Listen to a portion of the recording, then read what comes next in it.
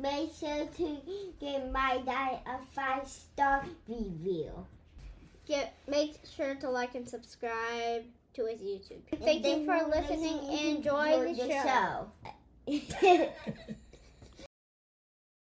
It's about creating systems that allow the will of the people to be enacted in some way, while also protecting the rights of minorities, right? And the rights of people who might not be in the majority. But if 51% of the population can just institute a decision or a law by fiat and have no legal protections for anyone else, that's what we call a majoritarian or an autocratic style of democracy, right? This is why we have the rule of law, why we have protections for minorities and for people who might be objectors to the current way of thinking, right? Maybe to give an analogy, democracy is a little bit like a top, like a spinning top, right? And we're all kind of on the top of this top, right? We're all spinning around with the system. We're all kind of in this together. And what I worry about with Christian nationalism and with the NAR is they seem committed to throwing themselves against the side of the top. Hey, welcome back, Faithful Politics listeners and viewers. If you're watching us on our YouTube channel, I'm your political host, Will Wright, and I'm joined by your faithful host, Pastor Josh Burtram. How's it going, Josh? Doing well. Thanks, Will. Hey, and returning back to the show is Matt Taylor. Excuse me. He's got a Ph.D. and he's the senior Protestant scholar at the Institute for Islamic, Christian, and Jewish Studies, where he specializes in Muslim-Christian dialogue, evangelical and Pentecostal movements, religious politics in the U.S., and American Islam. He also will have a new book coming out, which we will talk about later in the show. But today we're happy to have him back on the show to kind of help us work through the IVF ruling in Alabama and some of the ties that the judge had. So, welcome back to the show, Matt. Appreciate it. Thank you for having me back. It's great to be here. Yeah. So I guess what all have you been up to since the last time we chatted? Well, I have written a book. I think I was midway writing it. Last time we spoke. So the Nice. the book is going to be coming out later this year, and that has taken a lot. And then the people that I follow in the book have very much been in the news. So I've been trying to stay on top of that and write about that and contextualize some of the news that's been breaking about them. Yeah, I've always envied people that write books, especially about things that are kind of like ongoing. I'll give you kind of my own personal experience, and especially it's relevant because we just released a new series, a docuseries, 5-part series about Christian nationalism.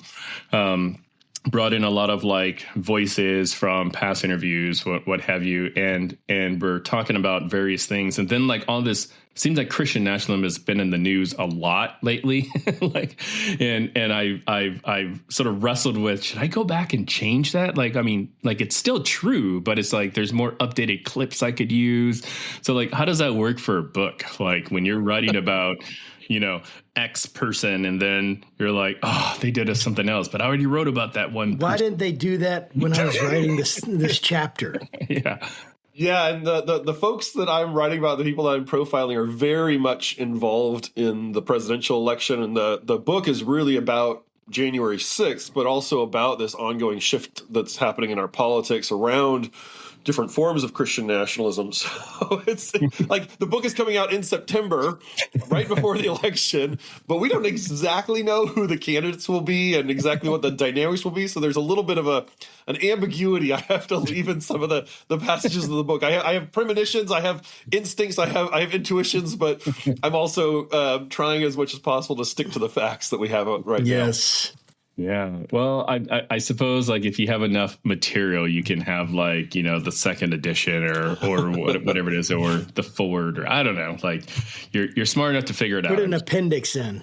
Yeah. There's already going to be plenty of appendices to this one when you come down to it eventually. So it's like the book is about 50% appendices, 50% content. You can add an afterword, an appendix, appendices. What else can you add? There's several things. You got I could some add a options. forward. I don't have a forward just yet, so we can add There in you a go. forward. Yeah, there you go. Yeah, perfect. Well, cool. Well, I wish you lots of luck about the book. I'll definitely be asking you a little bit more about the details at the end, but I have you here today. Just talk about IVF treatment. I know you're not a doctor.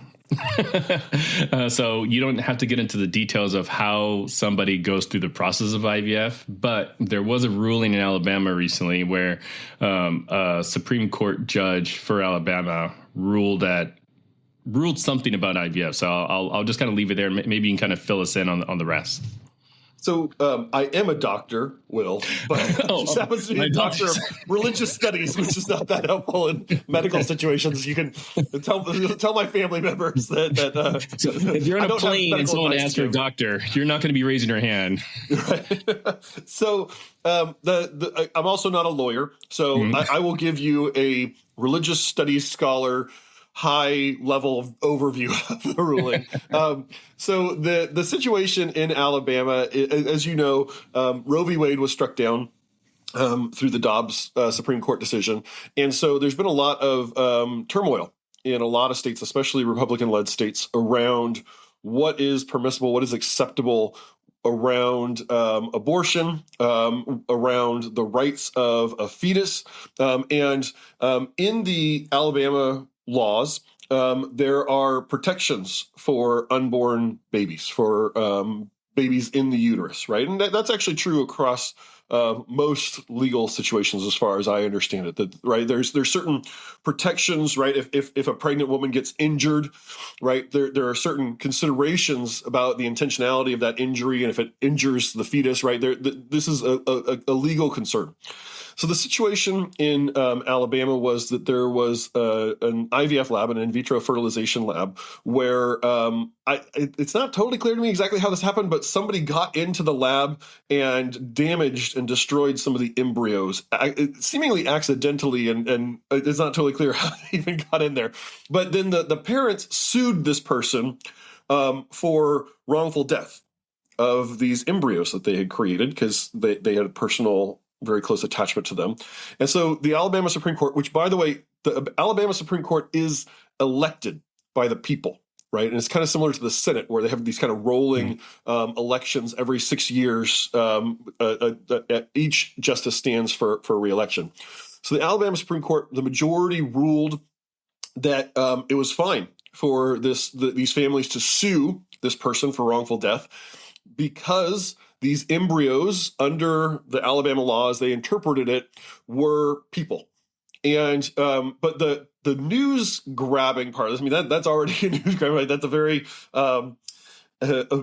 idiosyncratic view of the law and of embryos.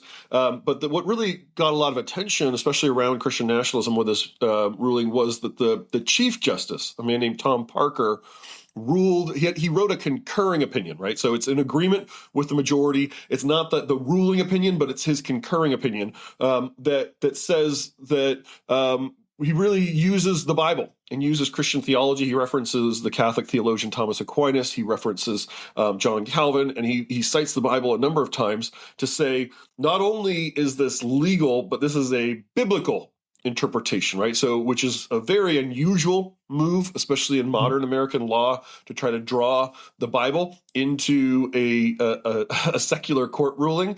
And he's using theological and biblical rationales for explaining this. And then he also had a number of comments that came out at the same time that stirred up even more controversy. So that's fascinating. And it'd be interesting. And I know that you're not a legal scholar, but it'd be interesting to see like what overlap there is between like when someone uses a theological argument versus a legal argument, and, you know, the kind of morals involved in there. But I know that this particular judge has, or at least we think may have some ties to the Christian nationalist movement, New Apostolic Reformation. What kind of connections are there? Because that's kind of part of what's stirring this, right? Of course, he used this argument that brought biblical and theological rationale into a secular courtroom. And maybe that's like a separate argument in some sense as to the appropriateness of that. But what about this tie to Christian or to New Apostolic Reformation? And speak to anything I've mentioned that you want to, but specifically my question is about the ties to New Apostolic Reformation. Yeah, so let me just give a little background here, just in case folks aren't familiar with the New Apostolic Reformation. So my book is about the New Apostolic Reformation and their role in the Trump administration and in January 6th. And the New Apostolic Reformation, or we can just call it the NAR, it was a movement that emerged out of the 1990s in the non-denominational charismatic space in American Protestantism. So this is a kind of amorphous arena of American Christianity. Global Christianity really is a very important movement globally. And so these non-denominational or independent charismatic churches and ministries are charismatic in the sense that they are invested in accessing the spiritual gifts that are referenced in the New Testament, especially the supernatural spiritual gifts, things like prophecy, things like speaking in tongues, things like healing. And so, but then they're independent. They're non-denominational. So there's not kind of overarching governance. And part of the idea of the NAR, which was really a movement garnered and gathered by a seminary professor named C. Peter Wagner. The idea of the NAR was that in the end times, which they believed we were living into, God would unleash through the Holy Spirit a new anointing for apostles and prophets to lead the church. And so again, this is kind of operating in this non-denominational space. And so Wagner, the founder, would often call this kind of his theory of this the post-denominational church, right? So he's trying to think beyond Christian denominations into these what they would call apostolic networks, into these relatively independent but still kind of gathered and organized under apostles networks of churches and ministries. And the NAR has always been very, very strong in ideas of spiritual warfare and really accelerating certain forms of spiritual warfare. And they are also very into modern prophecy and the belief in prophets.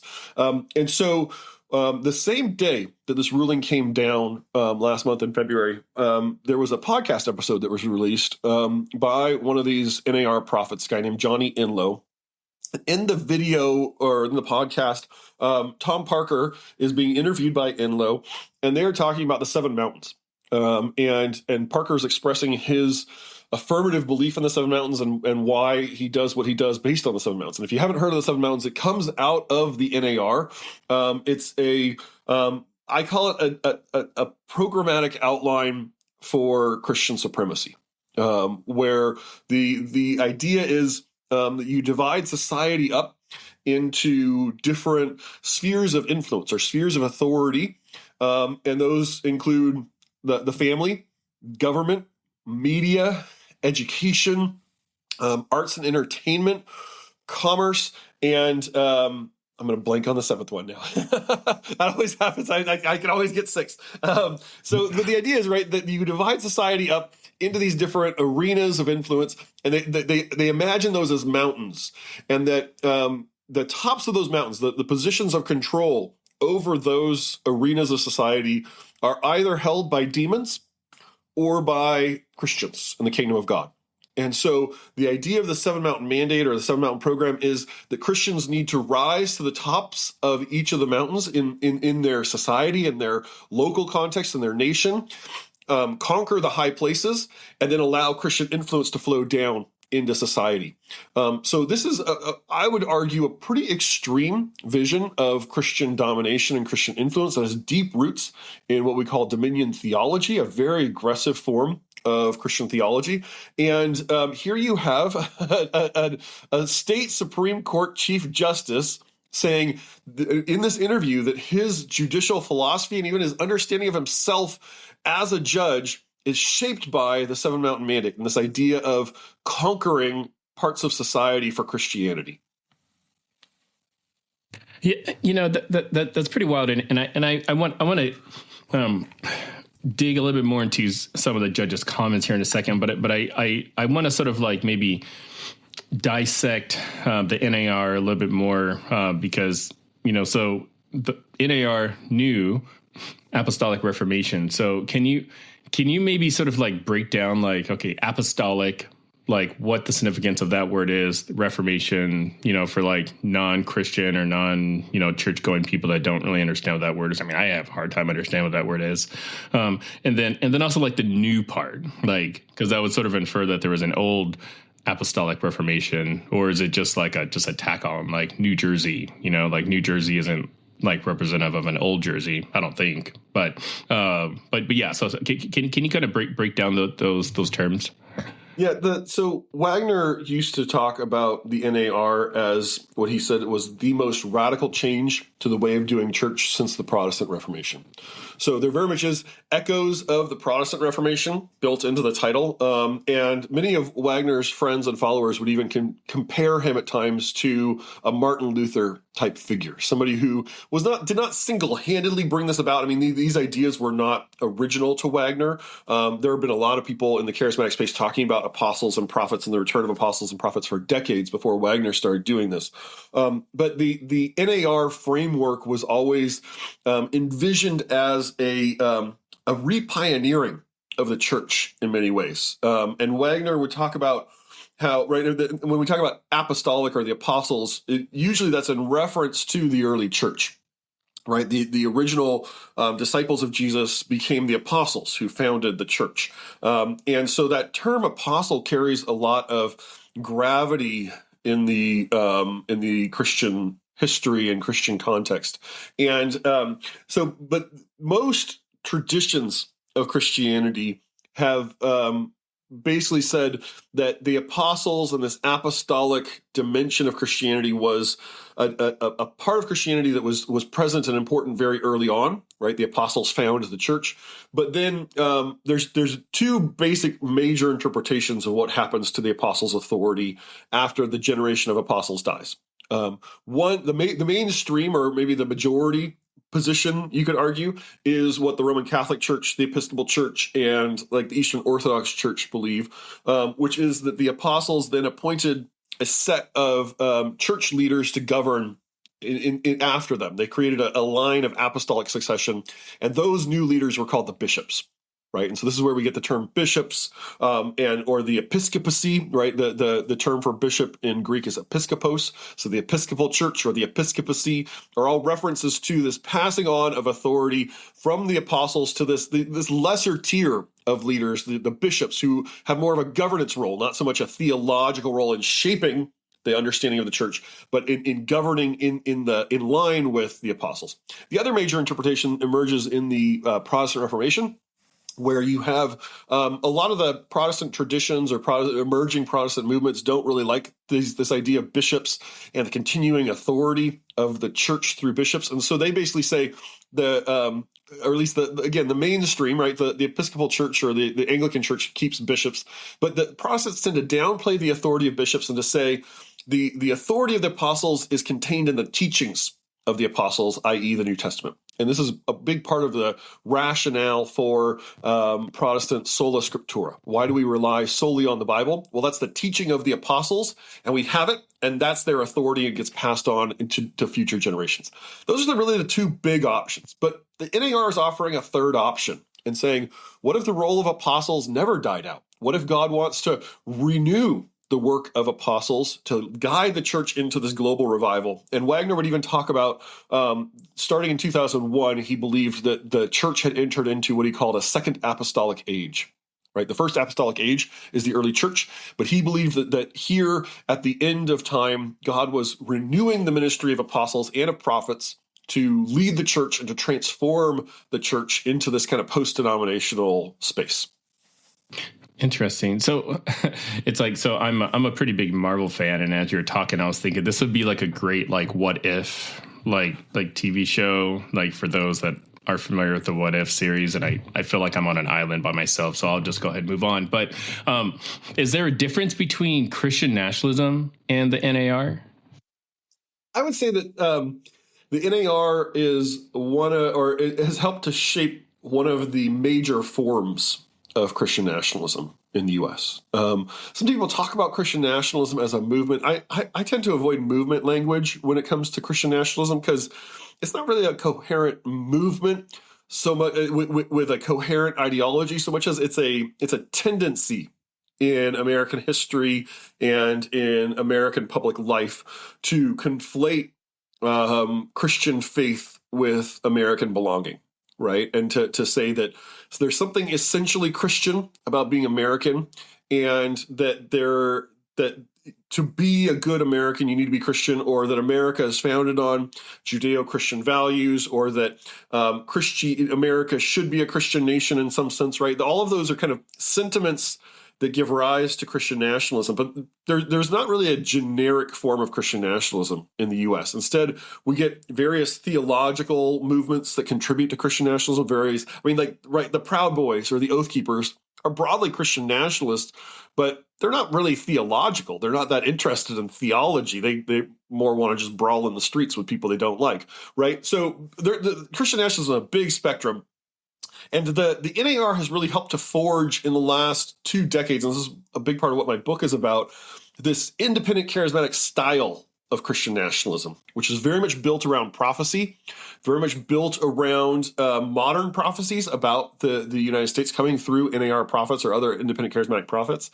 It's very much about spiritual warfare, and we see that spiritual warfare language really seeping into our politics in some very profound ways, where people are talking about good versus evil, angels versus demons, calling their enemies demons. And there's also this notion of kind of orchestrated and organized campaigns of spiritual warfare that are displacing these demonic powers that have control over the United States or other nations. And that to me is a distinctive style or ethos of Christian nationalism, and that is really in many ways the ascendant style in the United States. So this is the most influential style on January 6th in terms of organizing and animating the crowds that were there on January 6th, and we see a lot of manifestations of this independent charismatic style. But it's also become just rampant in right-wing politics in both during the Trump administration and in the aftermath of January 6th, to the point where it's now just very common to see charismatic worship played at Republican political rallies, to see a rhetoric of spiritual warfare playing out in our politics, and to see these apostles and prophets especially, but other independent charismatic leaders as well, Messianic rabbis or televangelists, being major figures in kind of both local and national Christian nationalist organizing and activism. So this is the NAR was very pivotal in shaping and forging that style of Christian nationalism that has become in many ways also the dominant form of Christian Trumpism. Right, because Trump is very attached to these Christian nationalist kind of ideologies, especially today. And the independent charismatics, and especially these NAR leaders, have been the ones who really pioneered using things like the Seven Mountains, ways of justifying Trump support using theology, Bible passages, and prophecy.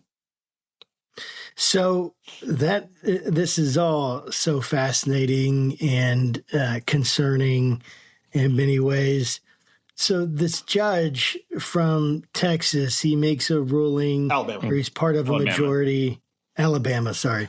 And he makes a ruling, he makes this judgment, and now, he's writing Christian theology, or putting it, this rationale into his concurring opinion, which, obviously I know for many, many people it's concerning. Some people might not be that concerned about it. Help us make that connection between this judge, and I know that you've mentioned his connection with the Seven Mountain Mandates, but what specifically about this ruling has NAR all over it, and make that connection for us and how it's actually starting to affect the lives of Americans in their daily lives. and so that people can see and understand, hey, what is the impact? Because judges make all sorts of rulings that don't matter to my life all the time. So what is it about this that is of particular concern? I track a lot of right-wing politicians and even legal figures like Tom Parker who overlap with and intersect with these NAR circles. The NAR, they have a state-by-state leadership network, prayer and intercession and spiritual warfare infrastructure that they've built over the last few decades. And so they have a lot of local connections like this, where they'll have a relationship with a Supreme Court justice, a state Supreme Court justice, or a relationship with a governor, a relationship with legislators. So I'm trying to track a lot of people who are very tied in with these folks. And you can usually tell when you're looking at politicians who are hanging out with NAR leaders whether they are playing it up and trying to pretend like they are speaking the language of the NAR, or whether they're native speakers, whether they really know what they're talking about and are immersed in it. Tom Parker very much comes off as a native speaker. In fact, I have found some evidence that he was interacting with and hanging around with some of these NAR folks as far back as 2003 or 2004. And he even joined a prayer call led by some of these NAR leaders for the state of Alabama last year. And the transcript of that call is still online. You can read it, where he is talking to these NAR leaders, and he is referencing specific prophecies that have come through some of these NAR prophets, people like Dutch Sheets or Chuck Pierce, who are major figures in the NAR. And he's saying, and I believe these prophecies that they gave for the state of Alabama that are about judges and about judges playing a role in bringing about revival in America. And he's saying on this call that he has been trying to enlist his fellow judges in that program of fulfilling these prophecies through to bring about global revival, right? So just to pause for a second, right? This is not just a state Supreme Court justice referencing the Bible or referencing Thomas Aquinas in some philosophical sense as these are my philosophical underpinnings for how I think about the life of an embryo. This is a state Supreme Court Chief Justice referencing modern charismatic prophets and saying these prophets have shaped the way that he understands his own role in being a judge and in thinking about law. Right, and how he imagines what his role is. So in the actual ruling and in his comments, what seems to be the case is he's obviously an educated person. He's obviously an intelligent person, and in his ruling itself, he tries to stick strictly to the Bible and to these kind of landmark Christian philosophers or theologians like John Calvin or Thomas Aquinas. But in his actual beliefs, when he's expressing them in more off-the-cuff remarks, either with Johnny Enlow or on this prayer call that he participated in, you can see that the theology of the NAR has very much shaped his worldview and his sense of who he is himself. And so then I think that casts a different light on this ruling, because if you think about just the ruling, you can say, okay, well, he's doing this kind of generic or kind of standard Christian nationalist thing of trying to pair the American legal tradition with the Bible and insert more Christianity into American law, which I would say is a bad thing. I think that violates the separation of church and state on some very fundamental levels. And I would argue, though, again, I'm not a lawyer, it seems very unconstitutional to me, at least according to the current jurisprudence around the Constitution. But when you think about that, part of why he's doing this is that he believes in these modern prophecies. And he believes that he has a special role to play in changing America. And this very much does fit with the NAR and the Seven Mountains concepts and approaches to politics. The NAR folks are very involved politically. They're very invested in connecting with political leaders. Many of Donald Trump's evangelical advisors came out of these NAR circles. His official advisors, his recognized advisors, came out of these NAR circles and were using these theologies to seek certain outcomes from the Trump administration. But when you actually boil it down to what do NAR leaders want, what's their political agenda, it's actually pretty vague, because what is drawing them into politics is not policy. They aren't that interested in the specifics of policy. They are not writing think tank white papers outlining their preferred outcome around in vitro fertilization, right? That's just not no the culture. 900-page document like the heritage that we have to comb through now, and it's becoming the bane of our existence. No, the NAR is not. These are not policy wonks. They are prophets who believe that they are hearing directly from God and speaking directly for God into politics.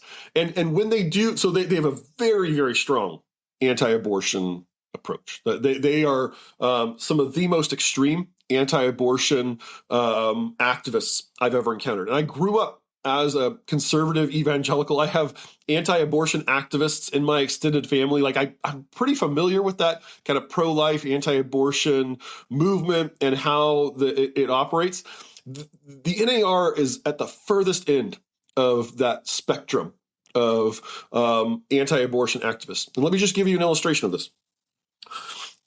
When you talk with kind of pro-life people in general, they are usually pretty dialed in on policy, are pretty have really thought through the way that they approach issues of life and life beginning at conception and how they think about these things. And then they're skilled at arguing for their preferred policy outcomes based on either Bible or philosophy or whatever else. But they'll acknowledge, right, that it really is a weighing conversation between the rights of a woman to have bodily autonomy, which they will acknowledge is a good thing, is an important thing that needs to be weighed here. But then they would say, but we need to weigh the rights of the fetus to life more than the rights of the woman, right? That's a conventional kind of anti-abortion or pro-life advocacy stance.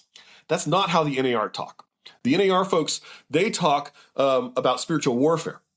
And so in their conception of American politics, they believe that, again, the seven mountains are either dominated by demons or by Christians.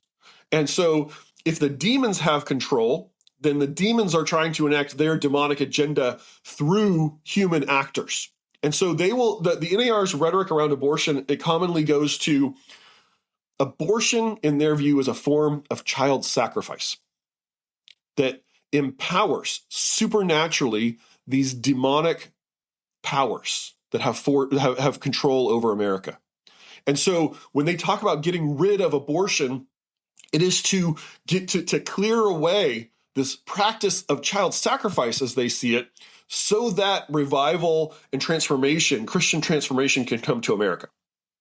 Right? That is not a conventional policy debate. That is like, if you think that this is a practice that is basically an occult form of worshiping demons, then there's no negotiation around, okay, well, what are the rights of a woman to bodily autonomy, or at a philosophical level, what is an embryo and how does that contrast with an embryo that's inside the uterus versus one that's in a test tube? They aren't thinking about those things at all.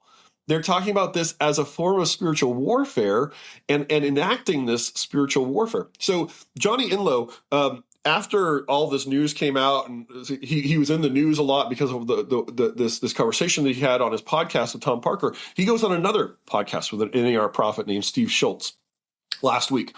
And he talks about his 15 minutes of fame and how the news has been covering him and the process he goes through. But then they're talking about this IVF ruling. And it's very clear, if you listen to this podcast, that neither Steve Schultz nor Johnny Enlow, who are ardent pro-life advocates, have thought this through at all.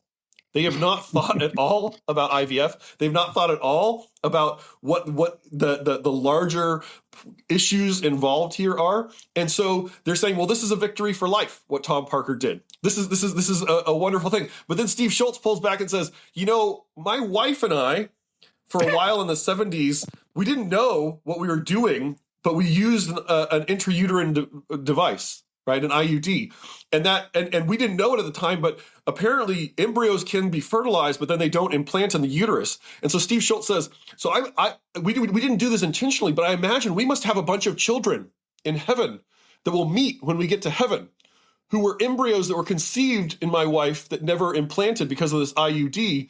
And so I'm just really curious to see what will happen when we get to heaven and meet all these children that we never knew we had, because those must also be souls. And then Johnny Enlow jumps in and is like, well, isn't that interesting? We know people who've been to heaven. We know prophets who've been to heaven. And won't it be interesting to know whether those children will be grown as adults or little babies, right? And it's like, Wow. They're having a theological and a prophecy conversation about this while the entire country is reeling from the policy implications that they helped to instigate. It's so wild. All right. So you mentioned that Trump has maybe some advisors that subscribe to NAR type ideas, and he came out with a statement, through his Truth Social account, about, hey, we want to support IVF, so on and so forth. And, recently in Congress, they all got together, signed something, said, yep, we're totally in favor of IVF, despite the fact that, we also co-sponsored a bill that would have made it much more difficult.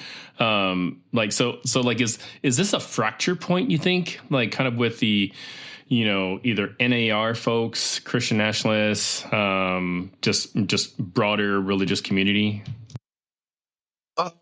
I think these IVF politics could be a point of disagreement among many right-wing and conservative and even Christian nationalist politicians.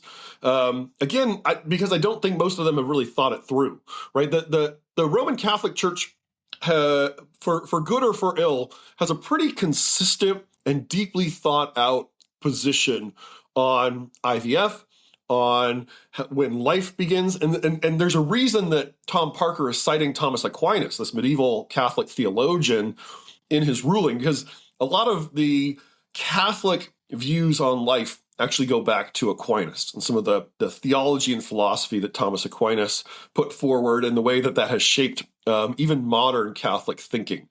But these folks aren't Catholic, right? The NAR people are not Catholic, and Tom Parker is not Catholic. And so the Protestants tend to be much more chaotic in how they interpret these policy issues. They have a lot more debates. There's no magisterium. There's no central organizing infrastructure of Protestantism to issue a single position the way that the Roman Catholic Church can. And so Protestants across the board, I think, are really all over the map on something like in vitro fertilization. And you even hear this in this call with Steve Schultz and Johnny Enlow, because Steve Schultz at some point is like, but we're not against IVF, are we? Johnny Enlow says, no, we're not against IVF. But then when they try to talk in any sort of specificity, it's like, well, and if I'm not a doctor, I don't know that much about in vitro fertilization, but I understand that you have to create multiple embryos because they sometimes don't implant, right? It's a complicated medical process, but they're saying, well, we're just saying they shouldn't create more embryos than they need. But the implication of that is, there are hundreds of thousands, maybe millions of these embryos in existence in deep freezers all over the country. And so if a law like this was to be put in place, or if the legal ruling like this was to be put in place, it would seem to demand that either those embryos should be implanted or they should be protected forever and kept preserved forever, which is, again, a very strange thing to approach theologically. Okay, these are people, but we're keeping them in deep freezers for all eternity, right? It's a very strange set of circumstances and beliefs that are giving rise to this. And I think that the broader implications of this for society is it's more that these folks are interested in instigating change. Sometimes they aren't thinking in a real directional or strategic way about that change, right? If Tom Parker thinks that he has a role in bringing about revival and about changing American culture, then you have to wonder what are his deeper reasons for doing a ruling like this, right? He could have just signed on to the majority opinion and run with the majority opinion, which would have had the same exact policy outcome, right? It wouldn't have changed the policy at all, except he wants to write this theological treatise as his concurring opinion that has really then driven a lot of the news coverage. around this issue. And I think that very much does fit with this NAR ethos of they want to drive change. They want to bring about radical change. And so they see this as consonant with that agenda, as being a part of it. So in this interview with Steve Schultz, here's how Johnny Enlow interprets this decision. And he says, I'm not speaking for Tom Parker. I only spoke to him for this podcast. Here's how Johnny Enlow interprets it. He says, if you can prosecute the owner of an in vitro fertilization lab for murder, for how they treat embryos, then you can prosecute the owner of a womb or a doctor for murder. Oh my gosh.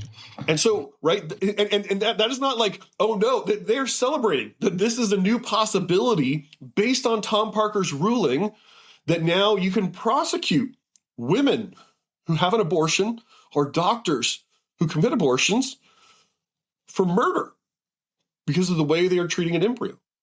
Now, that's not in Tom Parker's ruling, right? But that is Johnny Enlow's extrapolation, and Steve Schultz is very excited about this as well, their extrapolation of this in the way that they view the world, because they want to see that kind of transformation in society. They want to see these sharp shifts in American culture that they think will instigate a revival and a total transformation of culture through the Seven Mountains.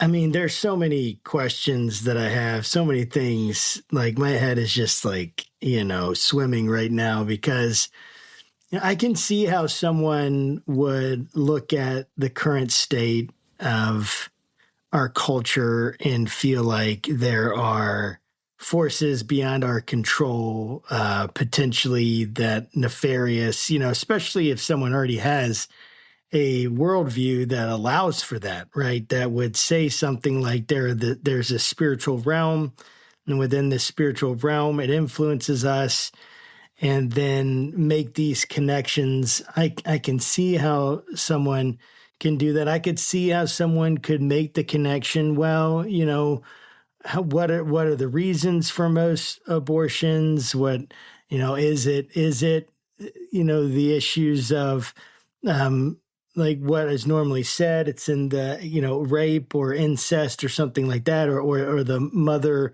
mother's life is at risk, and say, well, most of them don't do that. I don't know the stats on that. I'm just saying I can see how people can look at that and say, well, if abortion is just for, let's say, someone's convenience or someone's career or someone's, whatever it is, you may see like, well, that seems wrong to me, and even put it in a category of evil, or say, hey, why did the Old Testament kings sacrifice their children? Well, they sacrificed their children in order to gain some kind of power, some kind of political gain, some kind of whatever, in order to do that.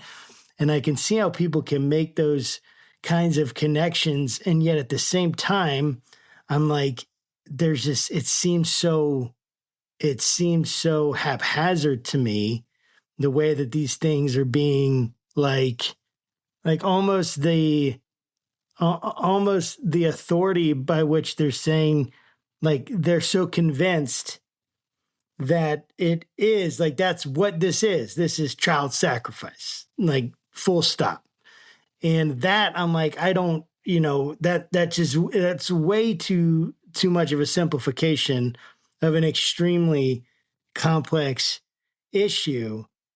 And I'm just wondering, like, when it comes to like the scriptures, the theological arguments that they are making, what kind of, and maybe you won't be able to answer this question, but you can kind of, help us think through it. What kind of like hermeneutical process are they using? What kind of interpretive method are they using? How are they getting from, child sacrifices to Molech in the Old Testament to abortion, and saying that this is the modern equivalent? Like, I guess because it's easy for me to hear that and say, oh, well, someone to say, oh, that's crazy, or oh, maybe I can get that, but that seems too far.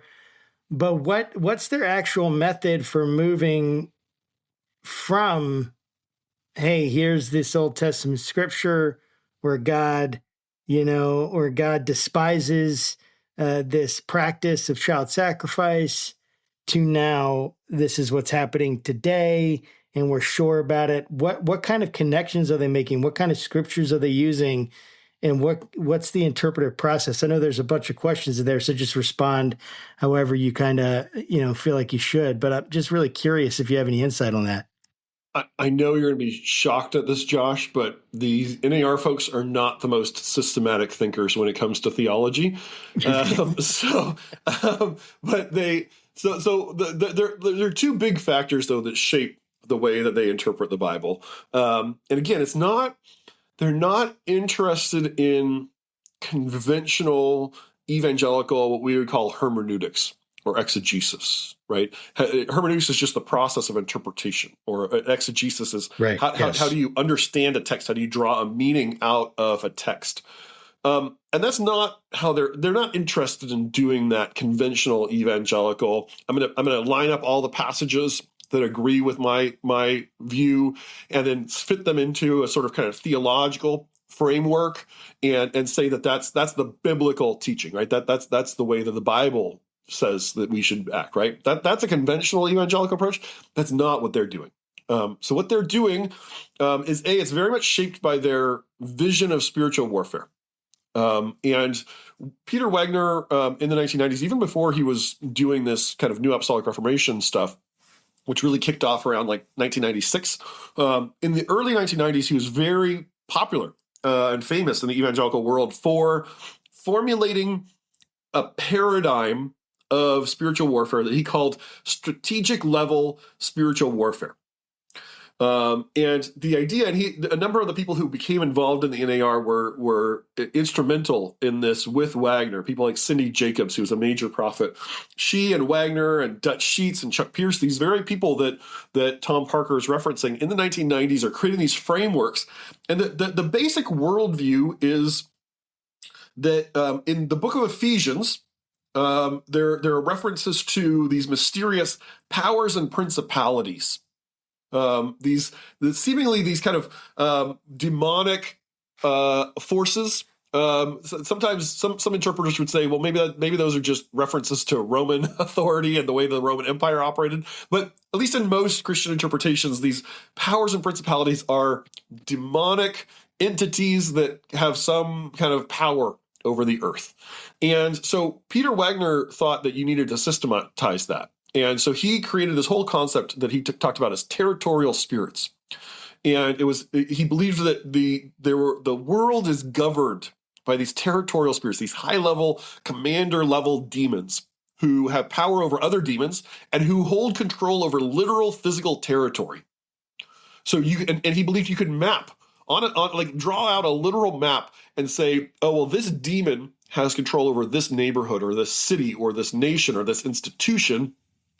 And then the strategic level spiritual warfare idea is, now that you have apostles and prophets, and Wagner would often use this concept or phrase, they are generals of spiritual warfare who have the authority to organize campaigns of spiritual warfare and the authority to cast out these territorial spirits. And so if most spiritual warfare, if you are familiar with that concept or that terminology in Christianity, it's kind of what Wagner called ground level spiritual warfare. It's like, oh, I feel kind of oppressed today, or I've been depressed for a long time. Maybe I'm being afflicted by a demon. Maybe I need to pray against that. Or maybe I should go just listen to some worship music and read the Bible for a while, and that will restore kind of my Christian spirituality against my personal demons. Or maybe my friend is possessed by a demon and I need to exorcise that demon, right? That's what Wagner talked about as ground level spiritual warfare.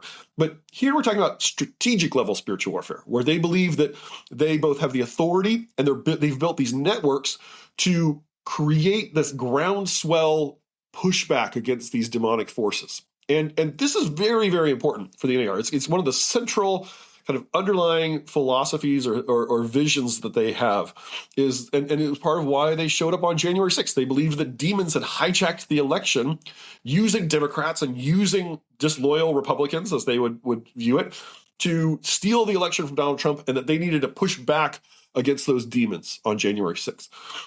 In fact, before January 6th, in the fall of 2020, right, Ruth Bader Ginsburg, the Supreme Court justice, dies. And one of these NAR apostles, one of the major ones, a guy named Robert Henderson, gave a sermon shortly after Ruth Bader Ginsburg's death, where he said, I was actually in Washington, D.C., praying with a group of other people a few weeks before Ruth Bader Ginsburg's death, and our prayers helped to bring about her death. What? Because, and he says, because we had to get rid of the blood altar of abortion that is in our culture, and the Supreme Court were the ones who were holding up that blood altar through Roe v. Wade, and so we prayed against that, and our prayers helped contribute to her death. And he says, and how do you know that? How can you ask me? Well, how do I have the authority to do that? Well, I'm an apostle who's leading a house of prayer, and God has delegated that authority to me and to us to do this kind of warfare, right? So that is right. That spiritual warfare ideology and philosophy really shapes the way they interpret passages from the Hebrew Bible or the Old Testament about child sacrifice, about these things. Like everything gets filtered through that lens when they approach Scripture.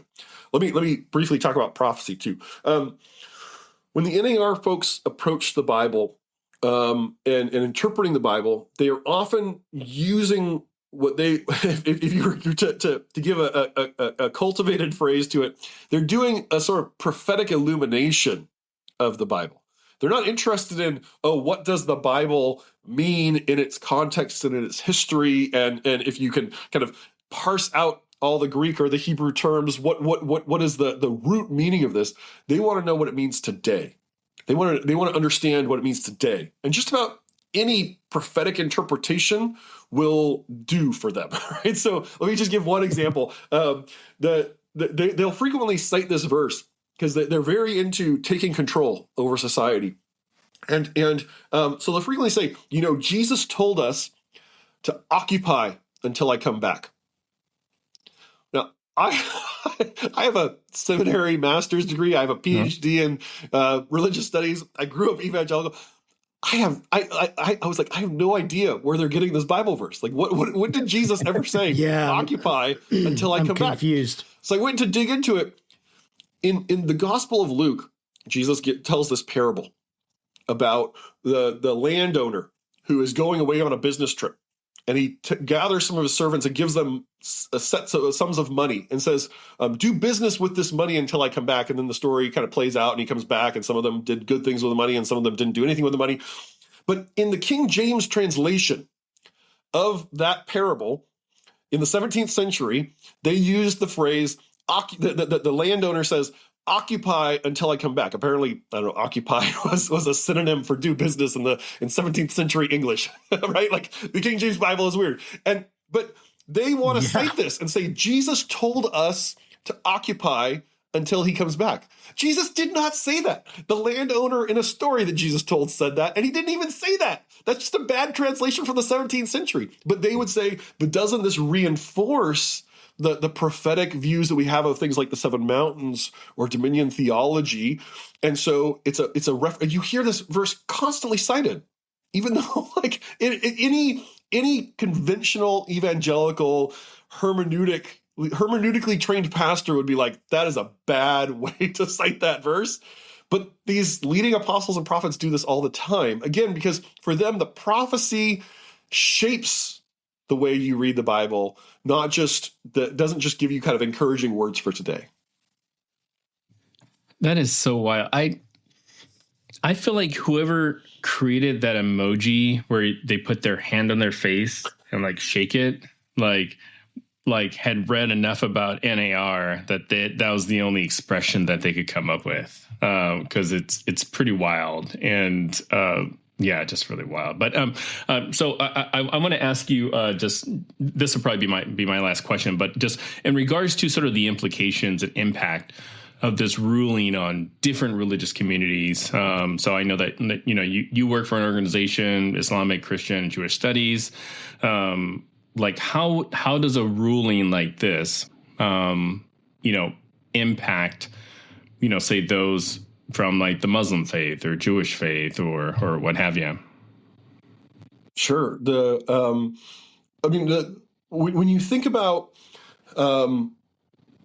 pregnancy and birth and the process by which children come into the world, these are fundamental human experiences. And so every religious tradition has to grapple with what is going on in that process, right? Religion, in many ways, is a meaning-making endeavor. We're trying to make sense of the world that we experience, trying to fit it into kind of bigger frameworks. In the Jewish tradition, right, most of the kind of foundational understandings of all the contemporary forms of Judaism go back to the rabbis, this group of leaders that grew out of what we see in the New Testament, this group called the Pharisees in the first century. And the rabbis, who were roughly operating from the second to the 6th centuries, kind of at the same time that Christianity is emerging, their view on abortion and the way that they interpret these things was that basically abortion or life begins at birth. And so up until that point, the woman has total autonomy over her body and can make whatever choices she wants to make in that space. And that's a jurisprudential, a halakha approach within rabbinic Judaism. And so many Jewish communities have actually pushed back, not just on rulings like this, but even on the Dobbs Supreme Court decision, and then many of the state abortion regulations, and saying this is actually a violation of our freedom of religion to say that abortion is not permissible after 6 weeks or 16 weeks or whatever, wherever you put the line. Because they would say, in our tradition, in our religious philosophy, the abortion is perfectly acceptable. In the Islamic tradition, a little bit more complicated. And if you kind of dig through the Islamic jurisprudence around these questions, what we call Sharia or fiqh, there's a lot of, it's a legal discourse in and of itself. And so there's a lot of debates and conversation. But there's a general approach that says at some point along the way, and you can kind of mark it based on weeks or months, at some point along the way, the fetus does get rights. But that's not that there's room for conversation and discussion in that. You don't have a lot of this like hardline abortion absolutism in the Islamic tradition, in part because there have been hundreds of years of pragmatic debates about these questions.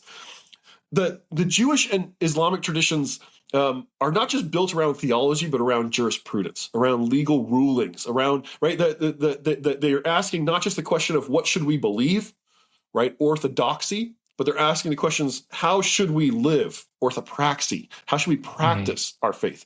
And so there's been, as I said, hundreds of years of legal reasoning and ruling in these traditions. I think one of the real deficits that the Christian tradition, especially the Protestant tradition, comes to these conversations with is we don't have jurisprudence. Right? Like the Christian fixation has always been on orthodoxy. What should we believe? What is the right orientation of our minds and of our worship? And then the kind of Christian idea is everything else will flow from that. But that leaves us without a strong ethical tradition, without a strong legal and philosophical tradition to draw upon on these things. And then, so you get this like haphazard, maybe an embryo in a test tube is a person. Well, maybe it's not. And everyone can find a Bible reference to back up whatever they want to say, right? But there isn't this kind of more grounded conversation. And so I do worry that even in a de facto way, the Dobbs decision and these state abortion decisions are creating a form of what we call religious establishment. In putting Protestant and Christian morality into place to say this is how the rest of society should operate and think about these things.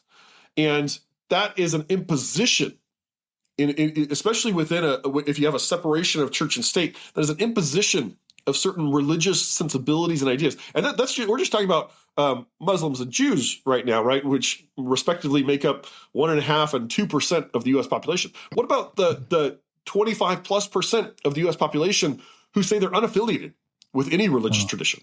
Yeah. Should their morality, their understanding of what happens to fetuses in utero or to embryos and test tubes be determined by this minority of Christians who are arguing for this very strong position on IVF, or maybe don't even know what they're arguing about IVF, but are just kind of trying to instigate things. So I do worry about that. Let me just make one broader point just about society as a whole. Democracy is not easy, right? Democracy, and it's not the sort of thing like you set it going and it just works forever. Right? Democracy is always about balancing. It's about creating systems that allow the will of the people to be enacted in some way, while also protecting the rights of minorities, right? And the rights of people who might not be in the majority. But if 51% of the population can just institute a decision or a law by fiat and have no legal protections for anyone else, that's what we call a majoritarian or an autocratic style of democracy, right? This is why we have the rule of law, why we have protections for minorities and for people who might be objectors to the current way of thinking, right? Maybe to give an analogy, democracy is a little bit like a top, like a spinning top. Right, and we're all kind of on the top of this top, right? We're all spinning around with the system. We're all kind of in this together. And what I worry about with Christian nationalism and with the NAR is they seem committed to throwing themselves against the side of the top, and the top is starting to spin less regularly and it's starting to wobble. Right, and they're destabilizing our democracy in doing that. And so Tom Parker. Most people in the legal world looked at Tom Parker's thing and was like, "What the hell is this?" Right? Like this does not even fit the standard understanding of how law is created in the United States. But it has a destabilizing effect. It's pushing against one element of this, and our democracy, and we see this happening all over the place, right? With extreme rhetoric, with laws being passed in certain states that are intended to push the envelope, to try to push things to the Supreme Court. But that has a destabilizing effect. And suddenly you have all these families in Alabama who are going through the actual process of in vitro fertilization. They want to have babies, right? Like they literally want to have more children. And this ruling has thrown a wrench into the machinery of that entire system. And so there are people who've spent tens, hundreds of thousands of dollars out of their personal pockets to be able to have children. And they're being told, well, we can't do that right now because we don't even know what this ruling implies for in vitro fertilization labs or for hospital systems that are working on these things. And right, it's destabilizing the very systems that we have. And that, I worry, long term is a very harmful and destructive process to democracy. Yeah, I mean, that was really well said. Honestly, I mean, I think I haven't really thought much about in vitro fertilization at all because I never had to really do that, and I never had to be a part of that process. And so I haven't thought about that aspect of how this might affect, these rulings on that are connected to pro-life ways of thinking, which I consider myself, if you were to put me in a category, I consider myself pro-life. But this is a enlightening conversation because there's so much that is complicated about this, and the implications of these kinds of rulings, and then like what you said about the millions of embryos in freezers, right? Deep freezers right now. And the question, are all of those people and are all of those souls that are kept from going into heaven because they're currently frozen and stuck in a embryo? So I think that we can say that life begins at conception because that's what I have said. And I still basically hold to that belief, but then thinking more about where does that actually, what are the implications of that? And this has been an absolutely fascinating conversation because I think no matter what, we do need to let our beliefs run to their logical ends and see where they end up. If nothing else, not if we don't change our beliefs to understand the implications of them and how they're going to affect our neighbors. Part of loving your neighbor is understanding how what you think, what you believe, which will then in turn how you act, affect the people around you. And this conversation has been absolutely fascinating and enlightening to me. I did want to give you a chance to talk about your book and kind of give that plug for your book that you have coming out, and kind of let people know how they can find it when it's coming out, how they can follow you. And of course, if there's anything you wanted to say in response to what I just said, please do so. But I wanted to give you that opportunity to talk about your book there. Yeah, thanks for that. And just to maybe put a fine point on something that you said, in a biological sense, where life begins is a little bit up for debate, right? I mean, like, if you ask a scientist, they'll probably tell you, well, that's a philosophical and a theological question, right? When life begins. And in some ways, it's also the wrong question to be asking in situations like this. Because when life begins is a little bit ethereal.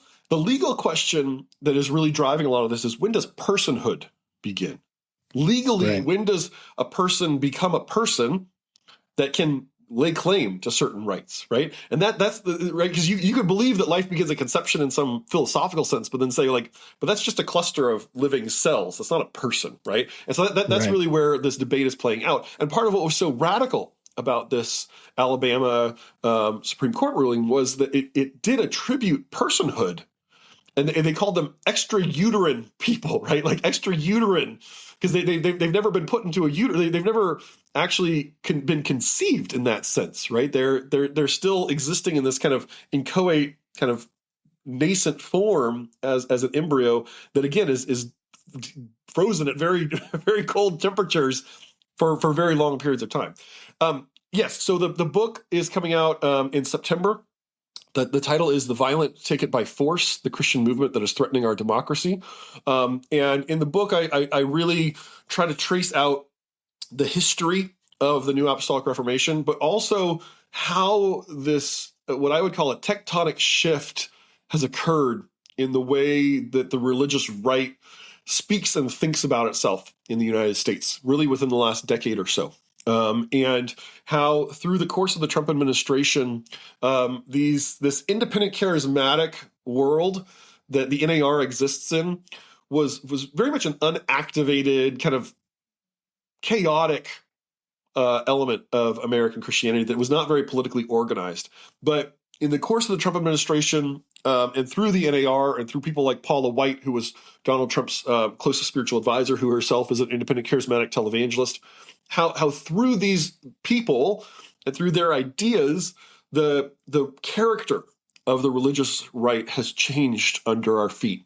And again, with the new concepts of spiritual warfare being infused and injected into our politics in a very overt way, how now we have these apostles and prophets from the NAR or from other independent charismatic networks who are now the frontline captains in the culture wars, both at a local and a national level. Go and read stories about people trying to take over school boards, Christians trying to take over school boards, Christians trying to take over city councils.